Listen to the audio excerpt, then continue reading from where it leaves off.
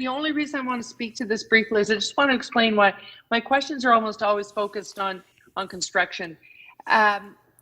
You know, both for whether it's public work or private work. I look at it this way.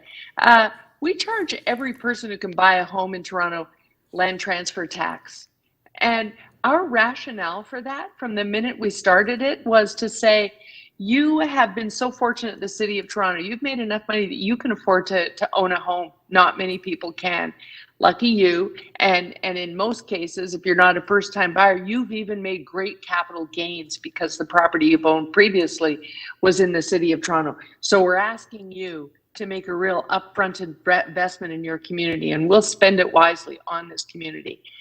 So given that every homeowner has to do that, we should never apologize for having this framework, or as the mayor would say, some criticize us for over monitoring. We have to monitor this until all of our partners stop addressing it as, how can I tick this box? What's the bare minimum I have to do?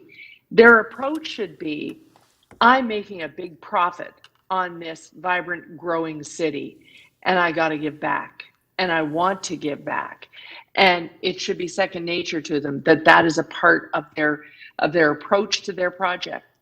We do whatever we can to make them possible. We move motions all the time here. Provincial government moves legislation all the time to make things easier for the big developers, for the big infrastructure builders. And this is about them giving back. I'm not going to ask individual residents to give back every time they buy a property, and not ask that this becomes second nature to every business that is profiting highly from this city.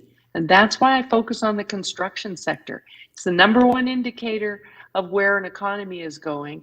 And this is the number one place in the country to be engaged in that work. We're asking you to engage the parts of our community that need a foothold in it as well.